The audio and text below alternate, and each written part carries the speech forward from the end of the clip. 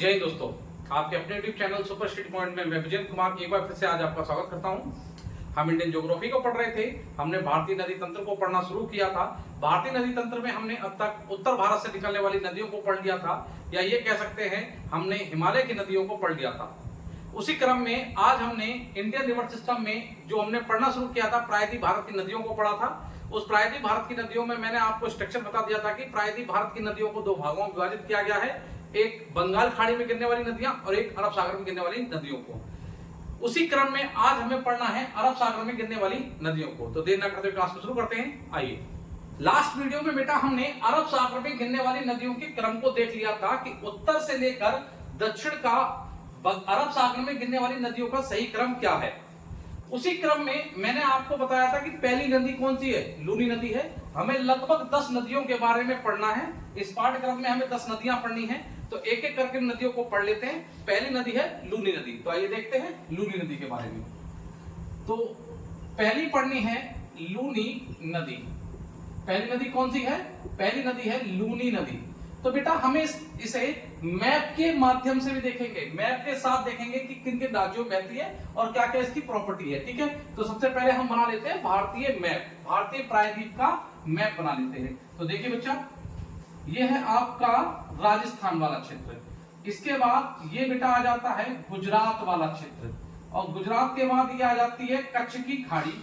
कच्छ की खाड़ी के बाद ये आ जाता है गुजरात का क्षेत्र, जिसे काठियावाड़ वाला क्षेत्र कहा जाता है। ये आ जाता है खंबात की खाड़ी, ये खंबात की खाड़ी बच्चा। उसके बाद ये आ जाता है महाराष्ट्र, महाराष्ट्र के बाद बच्चा गोवा, और गोवा के बाद कर्नाटक, और कर्नाटक के बाद बच्चा केरल। ये आपका तमिलनाडु, तमिलनाडु के बाद बच्चा आंध्र प्रदेश, और आंध्र प्रदेश के बाद ये आ जाता है आपका क्या, उड़ीसा, और उड़ीसा के बाद आ जाता है आपका पश्चिम बंगाल। तो ये क्या है? ये भारत का प्रायद्वीप वाला हिस्सा है, ये भारत का प्रायद्वीप वाला हिस्सा है। तो हमें लूनी नदी के बारे में पढ़ना है, हमें एक एक करके सारी नदियां देखनी है बेटा। तो सबसे पहले देखेंगे लूनी नदी। तो लूनी नदी से पहला प्रश्न आता है इसके ओरिजिन से, इसके उद्गम से। उद्गम, उद्गम, उद्गम का मतलब ये नदी कहां से निकलती है। तो बच्चा देखो, सबसे पहले देखना, गुजरात से, गुजरात के पालनपुर जो अहमदाबाद के निकट पड़ता है, गुजरात के पालनपुर जो अहमदाबाद के निकट है, वहां से एक श्रृंखला शुरू होती है, एक पर्वत श्रृंखला शुरू होती है। ये क्या है? एक पर्वत श्रृंखला है। ये एक पर्वत श्रृंखला है। इस पर्वत श्रृंखला को ये टूटी फूटी अवशेषी श्रृंखला है, टूटी फूटी अवशेषी श्रृंखला है। इस श्रृंखला को क्या कहा जाता है? इस श्रृंखला को कहा जाता है बच्चा अरावली, अरावली पर्वत श्रृंखला। ये कौन सी पर्वत श्रृंखला है? तो अरावली पर्वत श्रृंखला। तो अरावली पर्वत श्रृंखला का राजस्थान में एक पर्वत है, अवशेषी पर्वत है। इसे बोलते हैं नाग पहाड़ी, नाग पहाड़ी। तो नाग पहाड़ी से एक नदी का उद्गम हुआ, तो हम इसका ओरिजिन जो मानते हैं किसका? लूनी नदी का। तो उसे हम कह सकते हैं नाग पहाड़ी। क्या कहते हैं? नाग पहाड़ी। तो ओरिजिन कहां से है? नाग पहाड़ी। अब ये नाग पहाड़ी किस पर्वत श्रृंखला का हिस्सा है? तो यहां पर हम अरावली भी लिख सकते हैं। अगर पेपर में पर्वत श्रृंखला के बारे में नाम आए तो क्या लिखोगे आप? अरावली पर्वत श्रृंखला। यहाँ अरावली पर्वत श्रृंखला है, ये अरावली पर्वत श्रृंखला से निकलती है। अच्छा, ये चीज हो गई यहां। अब ये जो नाग पहाड़ी है, इसका निचला हिस्सा यहां जो घाटी बनती है, इसे बोलते हैं पुष्कर, पुष्कर वैली, या इसको बच्चा क्या बोलते हैं? पुष्कर घाटी। क्या बोलते हैं? वैली का मतलब क्या होता है? घाटी। तो हम इससे ये भी बोल सकते हैं कि जो लूनी नदी है वो कहां से निकलती है? वो पुष्कर वैली से निकलती है, पुष्कर वैली से निकलती है। वैली का मतलब होता है घाटी। ये पुष्कर घाटी से निकलती है। और पुष्कर घाटी कहां पड़ती है? ये पड़ती है बच्चा अजमेर के पास, अजमेर, अजमेर, अजमेर के पास से निकलती है। तो कहां से निकलती है? ये नाग पहाड़ी कहां पर है? सर ये राजस्थान से है। यानी कि जो लूनी नदी का उद्गम हुआ है वो किस राज्य से हुआ है? वो राजस्थान राज्य से हुआ है। तो पुष्कर वैली कहां पर है? ये पुष्कर वैली बच्चा कहां पर है? अजमेर, कहां पर है? अजमेर। अजमेर में। और अजमेर कहाँ पड़ता है? ये बच्चा पड़ता है आपका राजस्थान में। कहाँ पड़ता है ये राजस्थान में पड़ता है। तो हमने पहली नदी देख ली जिसका उद्गम कहां से हुआ है, नाग पहाड़ी या अरावली पर्वत श्रृंखला या पुष्कर वैली जो अजमेर के निकट है। ठीक है बच्चा। नेक्स्ट, अगर मैं बात करूं इसकी टोटल लेंथ की, इस नदी की कुल लंबाई कितनी है, टोटल लेंथ कितनी है, तो इसकी जो कुल लंबाई है वो है बच्चा 511 किलोमीटर। कितनी है? 511 किलोमीटर। तो यहां से ही एक नदी का उद्गम हुआ, ये नदी बहने लगी और ये नदी बहती हुई कहां चली गई, कहां बह के गई, ये बह के गई गुजरात वाले क्षेत्र में। और बच्चा यहां मैंने कल आपको बताया था कि ये जो क्षेत्र है, ये जो क्षेत्र है, ये कौन सा क्षेत्र है, ये है आपका कच्छ का रण। और कच्छ का रण कहां पड़ता है, ये बच्चा पड़ता है गुजरात में। तो आपने देखा कि लूनी नदी का उद्गम कहां से हुआ है, नाग पहाड़ी या पुष्कर वैली से हुआ है। टोटल लेंथ कितनी है ये, और ये अंत में कहां चली जाती है, ये अंत में जाती है कच्छ के रण में।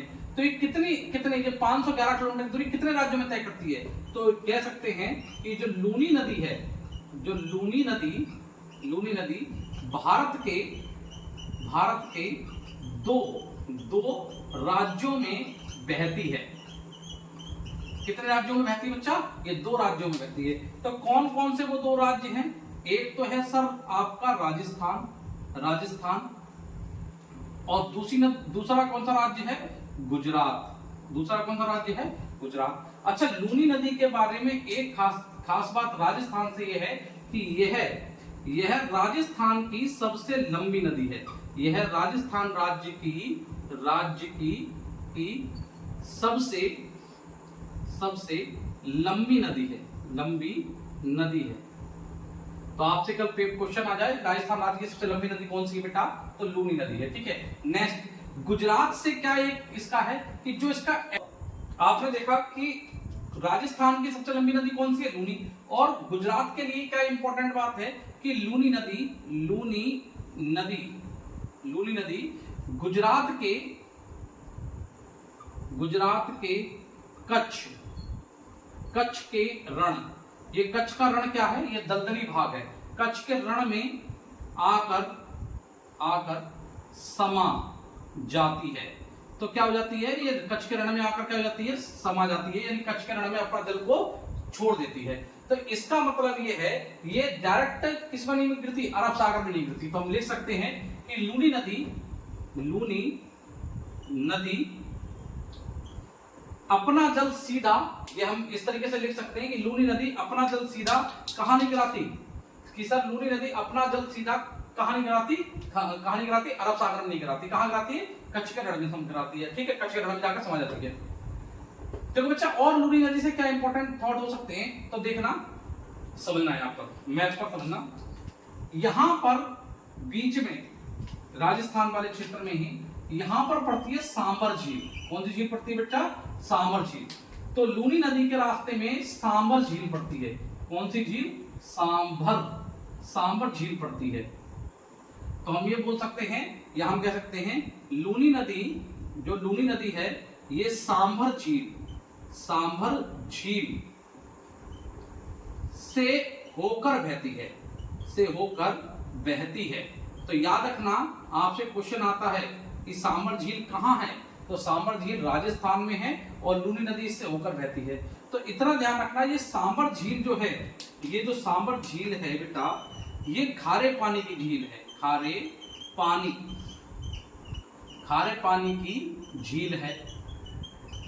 ये एक लवणीय नदी है, लवणीय झील है, ये एक लवणीय झील है। इसमें लवण की मात्रा बहुत अधिक है, यानी क्या है, नमक की बहुत अधिक मात्रा है, बहुत अधिक मात्रा है। जब बेटा इसमें नमक की मात्रा अधिक है, तो भारत में खाया जाने वाला जो नमक है, लगभग 70% नमक हम सांबर झील से ही क्या करते हैं, प्राप्त करते हैं। तो जो खारे पानी की झील है, कौन सी, सांबर झील, इससे होकर बहती है कौन सी नदी बेटा, कौन सी नदी बहती है आपकी, लूनी नदी। अब इंपॉर्टेंट क्या है, इंपॉर्टेंट ये है कि जब ये नदी इससे बहती है, सामर झील से आगे की ओर बहती है, तो यहां इसका जल क्या हो जाता है, खारा जल हो जाता है। खारा जल, आगे का जल क्या है, खारा। यानी कि लूनी नदी कैसे है, एक खारे जल की नदी है। इसे कह सकते हैं कि खारे जल की नदी है। तो हमें पता चल गया कि लूनी नदी कैसी है बच्चा, खारे जल की नदी है।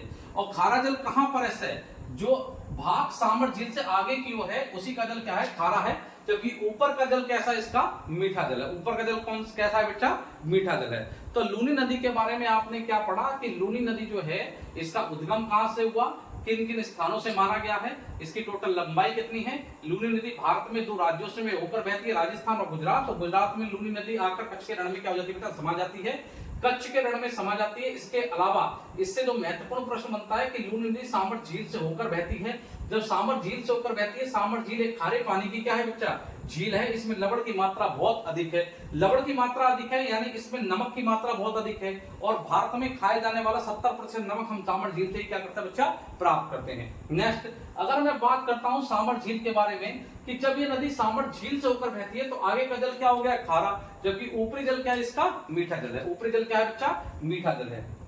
तो हमने लूनी नदी के बारे में ये पॉइंट पढ़े। एक इंपॉर्टेंट पॉइंट और है कि अजमेर शहर लूनी नदी के तट पर बसा हुआ है। तो जो राजस्थान का जो अजमेर शहर है, अजमेर शहर लूनी नदी के तट पर बसा है, लूनी नदी के तट पर बसा है। तो आप याद रखिएगा, ये भी इंपॉर्टेंट प्रश्न बनता है कई बार कि बताइए राजस्थान का अजमेर शहर किस नदी के तट पर बसा हुआ है। तो बच्चा किस नदी के तट पर बसा हुआ है, लूनी नदी के तट पर बसा हुआ है।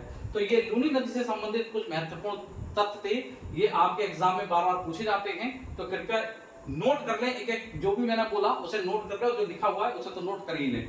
तो हमने लूनी नदी के बारे में पढ़ लिया। अब पढ़ लेते हैं दूसरी नदी थी साबरमती नदी। तो देखते हैं साबरमती नदी के बारे में, आइए। अच्छा, एक पॉइंट और महत्वपूर्ण रह गया था इसमें कि जो लूनी नदी है वो अपना जल कहां, कच्छ के रण में समाती है। यानी सीधा आकर कहां नहीं गिरती है, किसमें नहीं मिलता, अपना जल किसमें नहीं गिराती, अरब सागर में नहीं मिलाती। तो इस नदी को क्या कहा गया, इस नदी को कहा गया है भूमिगत नदी। इस नदी को भूमिगत नदी कहा जाता है। इस नदी को लूनी नदी को भूमिगत नदी कहा जाता है। तो एक ये भी महत्वपूर्ण है, प्रश्न है, काफी बार पूछा गया है कि बताइए भारत की एकमात्र भूमिगत नदी कौन सी है। तो लूनी नदी को क्या कहा जाता है, भूमिगत नदी कहा जाता है बच्चा। तो ये महत्वपूर्ण तथ्य थे लूनी नदी से। उम्मीद करता हूं कि आपने सारे के सारे पॉइंट लिख लिए होंगे। तो अब पढ़ लेते हैं साबरमती नदी के बारे में, आइए पढ़ते हैं साबरमती नदी। चलिए बच्चा, अब देख लेते हैं दूसरी नदी साबरमती नदी के बारे में, आइए पढ़ लेते हैं साबरमती नदी। तो दूसरी नदी जो है वो है आपकी साबरमती नदी। दूसरी नदी कौन सी है, साबरमती। तो देखिए साबरमती नदी के बारे में क्या क्या तथ्य हैं, किस प्रकार के प्रश्न बनते हैं वो देखिए बच्चा। देखो साबरमती नदी भी बच्चा कहां से निकलती है, अरावली पर्वत श्रृंखलाओं के पास से निकलती है। यहां से निकलती है, अरावली पर्वत श्रृंखलाओं के समीप से निकलती है। और ये नदी भी भारत के 2 राज्यों में बहती है, नंबर 1 राजस्थान और बेटा दूसरा गुजरात। और गुजरात में आने के बाद ये नदी खंबात की खाड़ी में आकर समा जाती है। तो मैंने आपको बताया था कि ये जो स्थान है, ये क्या कहलाता है, खंबात की खाड़ी कहलाता है। क्या कहलाता है, खंबात की खाड़ी। तो इस स्थान को कहा जाता है खंबात की खाड़ी, खंबात की खाड़ी। तो पहला इसका हमें क्या पता होना चाहिए, क्या पूछेगा प्रश्न, इसके ओरिजिन के बारे में पूछेगा, इसके उद्गम के बारे में पूछेगा। क्या पूछेगा, उद्गम के बारे में। तो जो इसका उद्गम हुआ है, उद्गम कहां से हुआ है, किस राज्य से हुआ है, तो उस राज्य के बारे में पता होना चाहिए। कौन सा राज्य है, राजस्थान। अगर पर्वत श्रृंखला का नाम देता है तो वो है अरावली पर्वत श्रृंखला। अगर पर्वत श्रृंखला नहीं दे रखी तो क्या देगा, या आपको देगा क्या, यहां पर एक झील पड़ती है, यहां पर एक झील पड़ती है, इसे बोलते हैं जय समुद्र झील। इस झील को कहते हैं जय समुद्र झील। तो राजस्थान में अरावली पर्वत श्रृंखलाओं में एक झील है जिसे बोलते हैं जय समुद्र झील।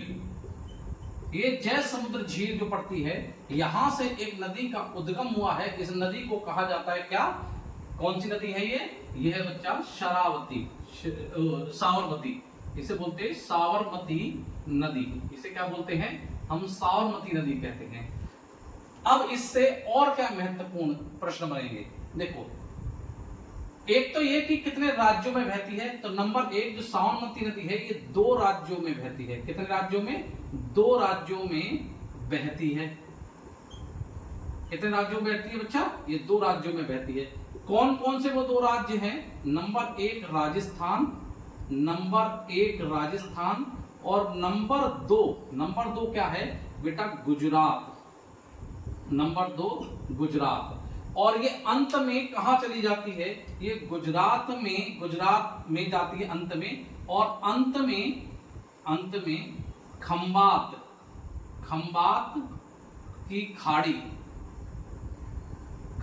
की खाड़ी में गिर जाती है। इसका मतलब ये भी अपना जल सीधा किसमें नहीं मिलाती, इसे अरब सागर में नहीं, अरब सागर में ही मिलाती है। इसे तो बेटा खंबात की खाड़ी कहा जाता है। इसे क्या कहा जाता है, खंबात की खाड़ी कहा जाता है। लेकिन जल तो किसका है, ये जल तो किसका है, आपका अरब सागर का ही। तो ये नदी भी आकर कहां गिरती है बेटा, एक तरीके से कहें तो अरब सागर में ही आकर गिर जाती है। अच्छा, दूसरी एक चीज बात करूं, अगर कल आपसे पूछ लेता है कि ये जय समुद्र झील कहां पर है, तो ये जो जय समुद्र झील है ये मेवाड़ के निकट है। कहां पर है, मेवाड़ के निकट। या अगर मेवाड़ नहीं देगा तो यहां पर उदयपुर देगा, ये उदयपुर के निकट है। ठीक है, उदयपुर भी देगा, वो भी सही है। तो हमने क्या देखा, हमने ये देखा कि साबरमती नदी का जो उद्गम हुआ है वो राजस्थान में अरावली पर्वत श्रृंखलाओं से हुआ है, जय समुद्र झील से हुआ है। ये मेवाड़ के निकट है, उदयपुर के पास। ये 2 राज्यों में बहने वाली नदी है, गुजरात और राजस्थान। अंत में गुजरात में आकर खंबात की खाड़ी में बेटा क्या हो जाती है, ये समा जाती है, ये गिर जाती है। ठीक है बच्चा, एक इंपॉर्टेंट बात और, गुजरात के 2 प्रमुख शहर, नंबर 1 अहमदाबाद। गुजरात के 2 प्रमुख शहर हैं, एक अहमदाबाद और दूसरा कौन सा बेटा, श्री गांधीनगर। ये दोनों शहर जो हैं, ये दोनों शहर कहां बसे हैं, ये दोनों शहर साबरमती नदी के तट पर बसे हैं। साबरमती नदी के तट पर बसे हैं। या ये कह सकते हैं कि अहमदाबाद और श्री गांधीनगर शहर से होकर कौन सी नदी बहती है बेटा, कौन सी नदी बहती है, साबरमती नदी बहती है। एक और, गुजरात में गांधी जी के द्वारा एक आश्रम की स्थापना की गई थी जिसे कहा गया साबरमती आश्रम। साबरमती आश्रम। तो जो साबरमती आश्रम है वो भी कहां पर है, साबरमती नदी के कहां पर है बेटा, ये साबरमती नदी के तट पर है। तो आपने क्या पढ़ा, आपने ये पढ़ लिया कि जो साबरमती आश्रम है किसके द्वारा स्थापित किया गया था, ये स्थापना इसकी करी गई थी, किसके द्वारा, गांधी जी के द्वारा स्थापित किया गया था। किस नदी के तट पर, कहां पर बेटा, ये कहां पर है, अहमदाबाद में।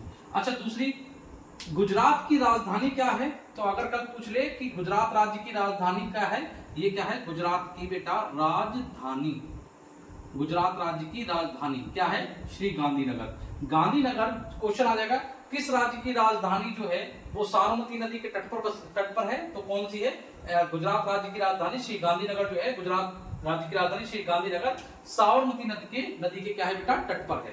तो ये 2 इंपॉर्टेंट क्वेश्चन है। अच्छा, एक इंपॉर्टेंट क्वेश्चन अगर आपसे पूछ लिया जाए इसकी लंबाई, इसकी लेंथ की बात करी जाए तो ये कुछ ज्यादा लंबी नहीं है। इसकी जो टोटल लेंथ है, इसकी जो टोटल लेंथ है वो 371 किलोमीटर की है। अगर इसकी लेंथ की बात करता हूं तो 371 किलोमीटर की इसकी क्या बच्चा लंबाई है। तो ये सानुमती नदी से कुछ महत्वपूर्ण तथ्य थे जो मैंने आपको लिखवा दिए, आपको मैंने बता दिए कि क्या क्या प्रश्न बन सकते हैं, इससे ज्यादा प्रश्न इससे भी नहीं बनेंगे। चलिए तीसरी नदी पढ़ लेते हैं आपकी माही नदी के बारे में। तो देखिए आइए पढ़ते हैं माही नदी। नदी तो तीसरी महत्वपूर्ण नदी है माही नदी। कौन सी नदी है? माही नदी। इंपॉर्टेंट है, आपके काफी बार एग्जाम में पूछी गई है माही नदी के बारे में।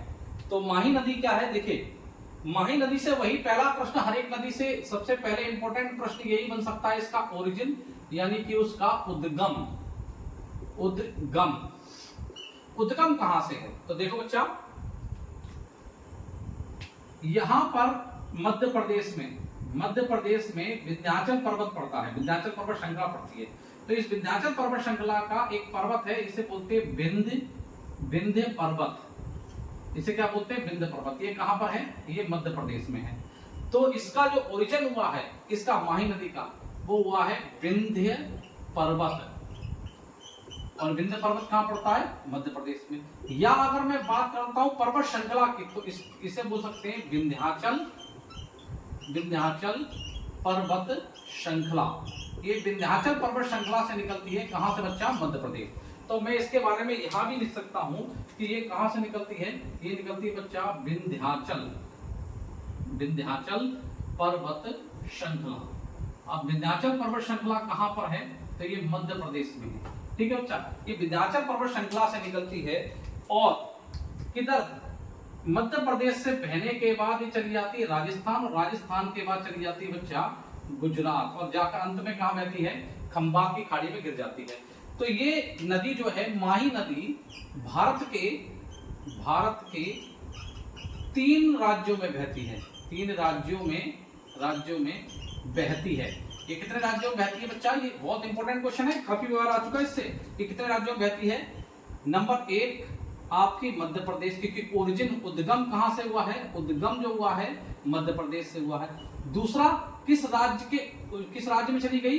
राजस्थान राज्य में भाई, राजस्थान राज्य में। और तीसरी कहां चली गई? ये तीसरा चला गया बेटा गुजरात। और गुजरात में जाकर कहां हो जाता है इसका? एंड। गुजरात में क्या होता है? इसका एंड होता है।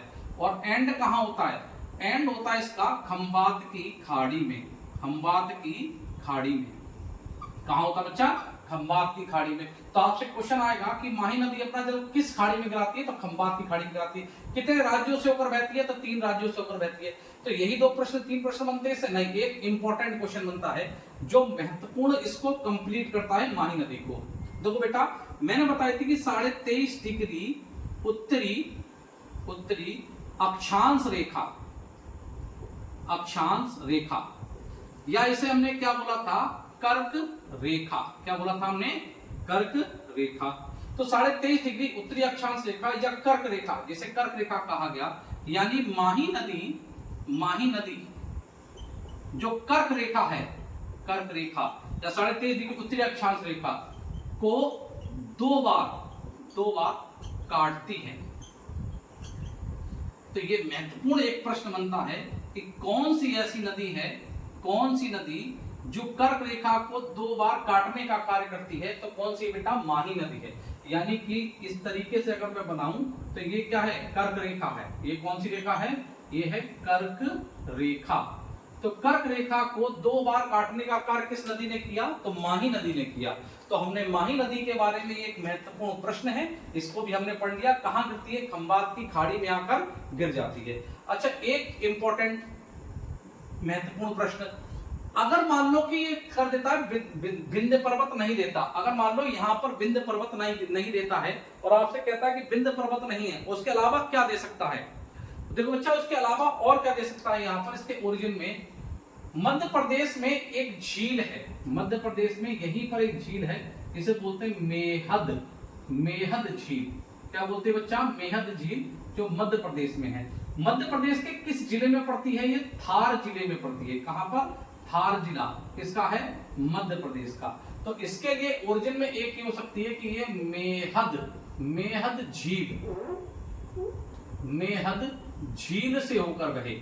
मेहद झील, और मेहद झील कहां पड़ती है? राजस्थान में। और राजस्थान के किस जिले में अगर बोले तो ये हुआ है थार जिला। कहां? थार जिला कहां पर है? मध्य प्रदेश का। तो ये जो कुछ महत्वपूर्ण पॉइंट थे वो मैंने आपको इसमें किसके लिखवा दिए, माही नदी के बारे में लिखवा दिए। तो कौन सी नदी है ये है सर माही नदी। कौन सी नदी, माही नदी। तो हमने माही नदी के बारे में पढ़ लिया कि माही नदी जो कहां से निकलती है और कहां अपना जल अंत में छोड़ देती है, या कहां किस खाड़ी में जाकर मिल जाती है, वो सब हमने इसमें देख लिया। अब देख लेते हैं बेटा दो नदियों के बारे में। एक है आपकी नर्मदा और दूसरी है ताप्ती नदी। दो महत्वपूर्ण नदियां, एक नर्मदा और एक ताप्ती। आइए देखते हैं नर्मदा नदी के बारे में। चलिए बच्चा आप पढ़ लेते हैं नर्मदा नदी। आइए चौथी नदी के बारे में पढ़ते हैं, नर्मदा। नर्मदा नदी बहुत महत्वपूर्ण है, परीक्षा की दृष्टि से इससे बहुत सारे प्रश्न बनते हैं। किस प्रकार से प्रश्न की लैंग्वेज होती है वो सारी की सारी मैं आपको बोल देता हूं। अगर आप ध्यान पूर्वक सुनेंगे तो शायद कोई भी क्वेश्चन आपका नहीं छूटेगा। तो देखिए नर्मदा नदी के बारे में पढ़ेंगे। तो नर्मदा नदी के बारे में सबसे पहले हम पढ़ेंगे इसका ओरिजिन, इसका उद्गम, इसका उद्गम स्थान क्या है। तो देखो बच्चा यहां समझना, मध्य प्रदेश राज्य में ये है विंध्याचल पर्वत श्रृंखला। मध्य प्रदेश राज्य में ये आपकी विंध्याचल पर्वत श्रृंखला है। ठीक है बच्चा, ये कौन सी है, ये विंध्याचल पर्वत श्रृंखला है। तो ये आगे की ओर भी गई है, ये आगे की ओर चली गई है इस तरीके से। ये है आपकी विंध्याचल पर्वत श्रृंखला। तो हम भी यहां बना देते हैं, इसको बार लिख देते हैं, ये विंध्याचल पर्वत श्रृंखला है। ठीक है बच्चा, एक कौन सी पर्वत श्रृंखला है, विंध्याचल पर्वत श्रृंखला। कहां पर है, ये मध्य प्रदेश राज्य में है। ठीक है, मध्य प्रदेश राज्य में। इसी पर्वत श्रृंखला के नीचे यहां पर है सतपुड़ा पहाड़ी। इसी पर्वत श्रृंखला के नीचे है, यहां पर है सतपुड़ा पहाड़ी। गुजरात, ये भी गुजरात से शुरू होती है, गुजरात। उसके बाद बेटा मध्य प्रदेश, मध्य प्रदेश। उसके बाद कुछ श्रृंखला ऐसे ऐसे ऐसे ये इधर की तरफ है, छत्तीसगढ़ की तरफ, ये ऐसे मध्य प्रदेश और छत्तीसगढ़। ये है आपकी सतपुड़ा पहाड़ी। ये कौन सी है, ये बच्चा जो बनाई मैंने, ये जो श्रृंखला बनाई, ये बनाई सतपुड़ा, सतपुड़ा पहाड़ी, सतपुड़ा पहाड़ी। तो हम पहले कौन से पढ़ना है, नर्मदा नदी। और ये है आपकी मैकाल पर्वत। ये क्या है, मैकाल पर्वत है, मैकाल पर्वत। तो हमने देखा इसका उद्गम, इसका नर्मदा नदी का। तो नर्मदा नदी निकलती है मैकाल पर्वत से, मैकाल पर्वत से। अब मैकाल पर्वत से तो निकलती है, किसका भाग है, या हम कह सकते हैं सतपुड़ा, सतपुड़ा पहाड़ी श्रृंखला से, सतपुड़ा पहाड़ी श्रृंखला।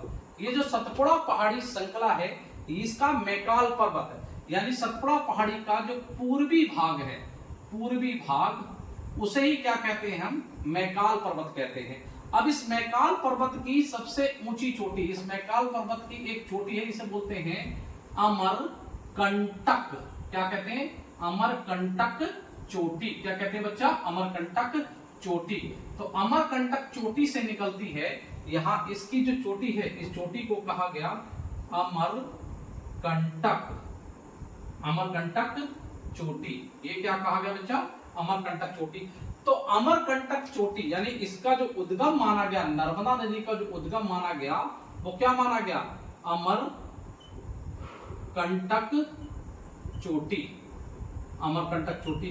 किसका भाग है, मैकाल पर्वत का, मैकाल पर्वत का।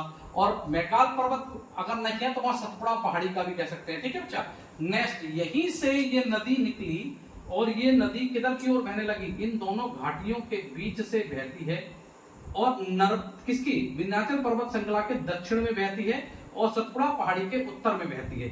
और इन दोनों पर्वत श्रृंखलाओं के बीच बहती हुई ये नदी कहां ले जाती है, खंबात की खाड़ी में। तो बेटा ये क्या लिखा हमने, इसके बारे में एक पॉइंट पता चला कि जो नर्मदा नदी है वो विंध्याचल पर्वत, विंध्याचल पर्वत श्रृंखला, विंध्याचल पर्वत श्रृंखला के दक्षिण में बहती है, दक्षिण में बहती है, बहती है। ठीक है। और विंध्याचल पर्वत श्रृंखला के, विंध्याचल पर्वत श्रृंखला, श्रृंखला के दक्षिण में दक्षिण में एक भ्रंश घाटी, एक शब्द लिख रहा हूं, भ्रंश घाटी, या इसको बोलते हैं हम नर्मदा घाटी, नर्मदा घाटी, नर्मदा घाटी। तो ये कहां बहती है? ये सर बहती है विंध्याचल पर्वत श्रृंखला के दक्षिण में, या विंध्याचल पर्वत श्रृंखला के दक्षिण में एक भ्रंश घाटी या नर्मदा घाटी में बहती है। ये भी ठीक है। या हम ये कह सकते हैं इसके बारे में, या इंपॉर्टेंट, कि ये विंध्याचल व सतपुड़ा पहाड़ी पर्वत श्रृंखलाओं के मध्य बहती है। तो आपने क्या प्रश्न आया? अगर प्रश्न आपसे इस तरीके से आता है तो भी आप हल कराओगे, इस प्रकार से आता है तो भी आप लगाओगे कि विंध्याचल पर्वत श्रृंखला और सतपुड़ा पहाड़ी पर्वत श्रृंखलाओं के मध्य कौन सी नदी बहती है? तो इसके बीच में बहती है बेटा कौन सी नदी है? यही है आपकी नर्मदा नदी। कौन सी है? नर्मदा नदी। ठीक है। अब इसकी अगर कुल लंबाई की बात करता हूं, टोटल लेंथ तो 1312 किलोमीटर। अच्छा, एक इंपॉर्टेंट थॉट समझना बहुत महत्वपूर्ण है। अरब सागर में गिरने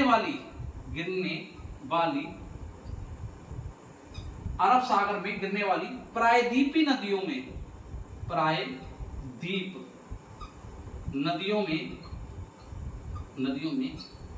यह सबसे लंबी नदी है। क्या कहा मैंने ये नहीं कहा कि यह प्रायद्वीप की सबसे लंबी नदी है, नहीं, मैंने कहा कि अरब सागर में गिरने वाली यह प्रायद्वीप भारत की सबसे लंबी नदी है। तो अरब सागर में, अगर अरब सागर इधर की ओर है तो अरब सागर में गिरने वाली ये प्रायद्वीप भारत की क्या है बच्चा? सबसे लंबी नदी है। को कितनी? 1312 किलोमीटर। कितने राज्यों में? ये 3 राज्यों में बहती है। ये कितने राज्यों में? 3 राज्यों में बहती है। कितने राज्यों में बहती है? 3 राज्यों में। कौन कौन से 3 राज्य हैं? एक है बच्चा मध्य प्रदेश, यहां से निकली, दूसरी चली जाती है महाराष्ट्र राज्य में, और तीसरी किस राज्य में चली जाती है? गुजरात में चली जाती है। कहां चली जाती है बच्चा? गुजरात राज्य में चली जाती है। कहां? गुजरात में। लगभग अगर मैं बात करता हूं तो 87% कहां बहती है? ये मध्य प्रदेश में। यानी सबसे अधिक लंबाई कहां तय करती है बेटा? कहां पर तय करती है? मध्य प्रदेश में। और सबसे कम लंबाई लगभग 1.5% लंबाई जो कहां तय करती है बेटा? ये महाराष्ट्र में। और शेष भाग कहां तय करती है? जो रिमेनिंग इसका भाग है, रिमेनिंग पार्ट जो है इसका, जो शेष भाग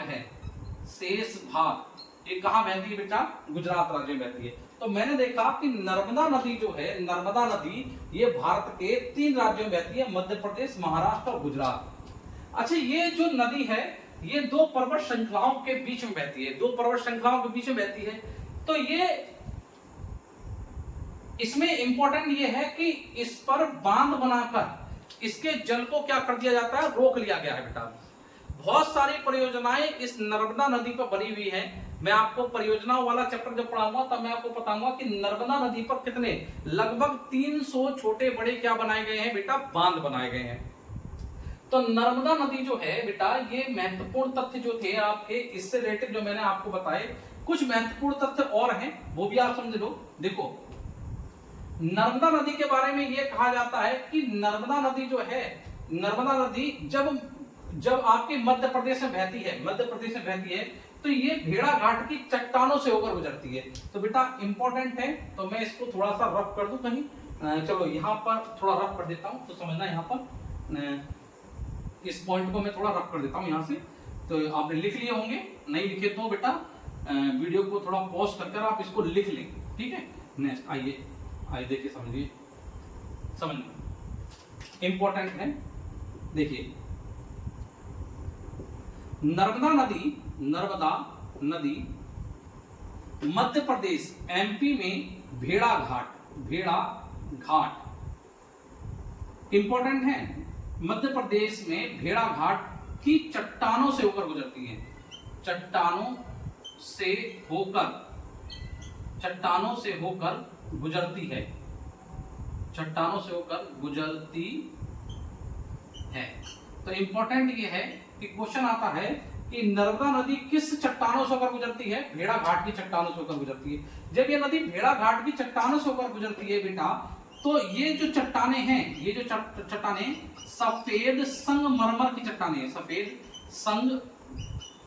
संगमरमर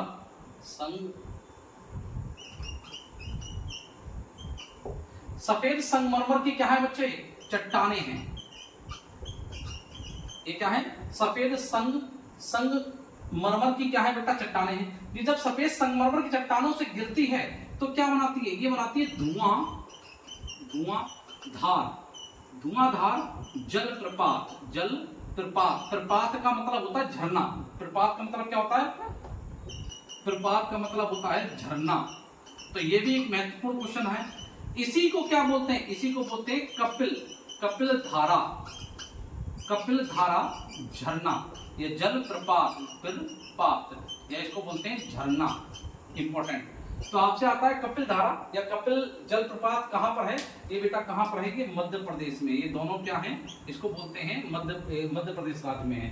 तो हमने क्या देखा कि जो नर्मदा नदी है वो कहां से निकलती है? मैकाल पर्वत या अमरकंटक चोटी से निकलती है। सतपुड़ा पहाड़ी का हिस्सा है। ये दो पर्वत श्रृंखलाओं के बीच बहती है और भेड़ा घाट की चट्टानों से जब बहती है तो यहाँ पर एक जलप्रपात बनाती है। इसे बोलते हैं धुआंधार। क्या कहते हैं? धुआंधार जलप्रपात। क्या कहते हैं?